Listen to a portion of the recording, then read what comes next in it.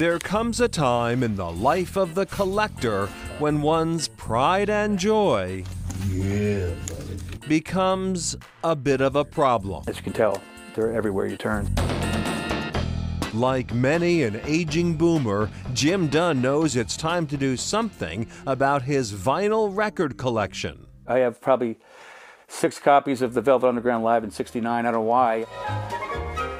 And he's running out of places to store the records. Lately, I've been thinking about just getting rid of the whole collection. But then what do I do? With retirement and potential downsizing up ahead, his wife has gently suggested it's time for Jim to unload some of his treasures. Luckily, there's an expert for that.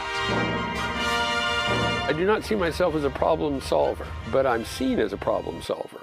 A lot of times people say, oh, thank you so much. Thank you. I didn't know what we were going to do with all this stuff. Patrick McGrath specializes in record collections that have gotten out of control. Who better to serve the sick than one of the afflicted? Longtime proprietor of Looney Tunes used record store in Allston, McGrath routinely buys entire collections from the estates of the recently deceased. Our motto is, you die, we buy. But downsizing is also on the upswing. You'll get a call, we have a lot of records, we're moving to a smaller place, or my wife's going to divorce me if I don't get rid of this. Which brings McGrath to Jim Dunn's living room in Beverly. So what I'm going to do is what one must always do at this point is stoop to conquer. I'm going to put the most desirable ones up front and tell you what I can concoct price-wise, and then we'll come up with a price at the end, and we'll see if you fall for it. All right. McGrath has traveled as far as Florida and California to unburden collectors and restock his shelves. As heartbreaking as it was almost kind of empowering to let a collection go like that. Jason Thornton is an artist, writer, and above all, a hardcore record collector.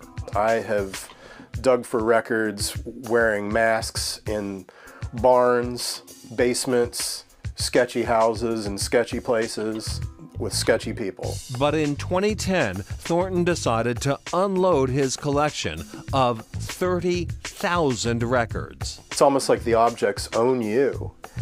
And it was kind of like, wow, it felt amazing. Selling one's record collection can be charged with emotion. It's a personal thing. It's a lovely thing. It's part of you.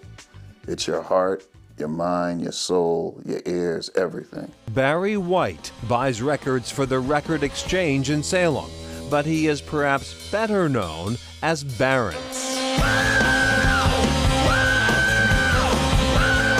His band, Barents, Whitfield and the Savages, well known for unearthing high-octane R&B obscurities, often discovered on Barents's record-buying expeditions. So how, Barents, does one know when it's time to sell? I think the point comes when one day you go over to the section and it falls on you. When it falls on you, it's time, you know. You look up and then you go, that's it, no more. I got to do something about this. All right, Patrick, so this is my hidden stash in the closet. Jim Dunn's collection hasn't caved in on him yet, but it's definitely hanging over his head. And he's of two minds about selling. There's nothing like records, so that's why I'm at a crossroads. Yes, I want to, but no, I can't. In fact, the exhilaration Jason Thornton felt after selling his massive collection in 2010 wore off pretty quickly. I realized after I had done that I was kind of denying the person that I am, you know, by doing that. So I started right back up again. Thornton's new collection is back up to about 30,000 records, with a concentration in rare 45s. Even he sometimes wonders where it's all heading. I have no children, and so it's kind of like, where is all this going to go? It's a strange thing to think about, and it's kind of heavy if you really want to dwell on it.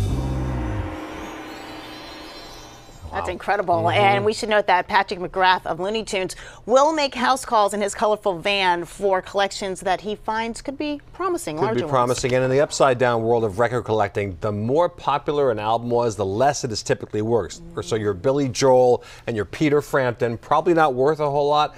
They're always looking for the more obscure and esoteric albums. Those have value. Interesting. All right.